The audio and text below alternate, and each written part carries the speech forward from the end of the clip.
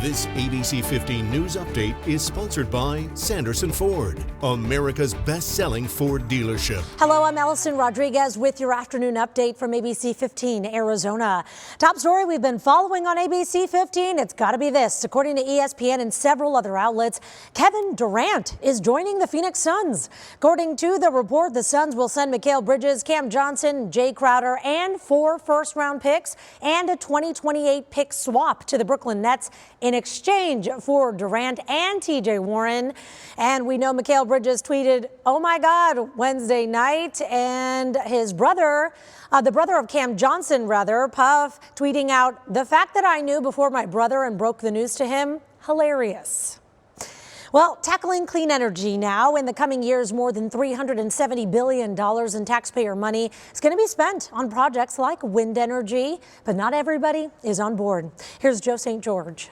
When you see them, what goes through your mind? Is it the future of energy, a cleaner environment? If you want one, you live beside it. Well, John Winkelpleck of Tama County, Iowa isn't thinking that. He's part of a growing anti-wind movement in the U.S. Farmers and ranchers standing up against the push to build more wind turbines, oftentimes in rural counties where there's a lot of wind and land. The folks that are signing up for these wind turbines are not putting them by their house. The reason? Simple. He says his land is meant for cattle and corn, not turbines and transformers. These huge industrial wind turbines you will see for miles. It's our job to protect our farmland. They pour cement in your farmland. John isn't alone in this opposition. If you go on Facebook, you'll find 1,200 plus members of the group Tama County Against Turbines. I got 2 young kids. It's a group that's attracted moms like Heather Nebel. She got interested when members expressed safety concerns about what happens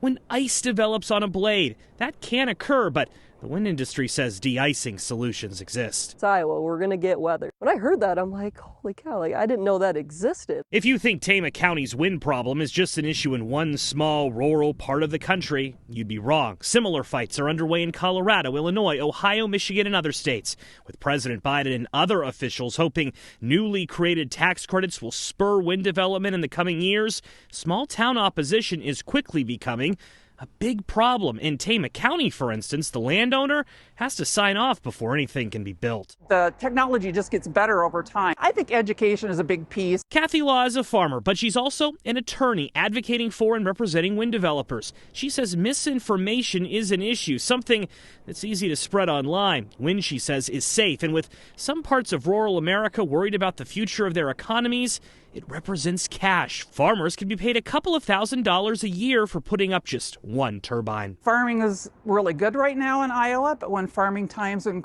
commodity prices are lower or land prices are lower, it's a great extra source of income for the farmer. It's just another crop we can grow. As for John, we're not interested. He continues to tell wind developers no, something that doesn't appear to be changing. Can anything happen to get you to change your mind about wind? No. Joe St. George, Scripps News, Tama County, Iowa. Countdown to the big game starting today. The no drone zone does go into effect. So what does that mean? FAA restrictions. They're in place within 2 nautical miles of State Farm Stadium.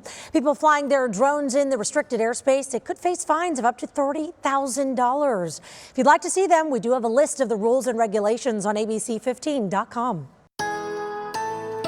Time for your most accurate forecast here on this Thursday. I'm meteorologist Iris Hermosillo. The first round at the Phoenix Open tees off today. Temperatures chilly to start, but then warming nicely, and will eventually reach a high near 70 by this afternoon. Make sure that you're wearing plenty of sunblock. Our burn time is at about 45 minutes, and still stay hydrated as you are going to be out and about in the sun. You'll want to make sure you're taking care of yourself. We're also going to get some stronger breezes there and across the state. For the valley, gusts will be close to 25 miles an hour today. They'll be stronger in northern Arizona, and then we've got wind advisories along the river in northwest Arizona for spots like Bullhead City and Lake Havasu, where gusts could be closer to 40 miles an hour. The high 71 out at Lake Havasu. Phoenix tops out at 70, and it will be cooler up north before those temperatures rebound again with high pressure building in. So temperatures here in the valley will reach the low to mid 70s through the weekend, it looks like now, with temperatures up north climbing back into the 40s starting tomorrow. By Super Bowl Sunday, a high of 71. Slight chance for rain, but it doesn't look to kick in until after sunset.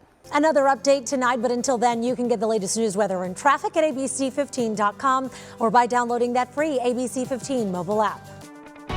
This ABC 15 News Update is sponsored by Sanderson Ford, America's best-selling Ford dealership.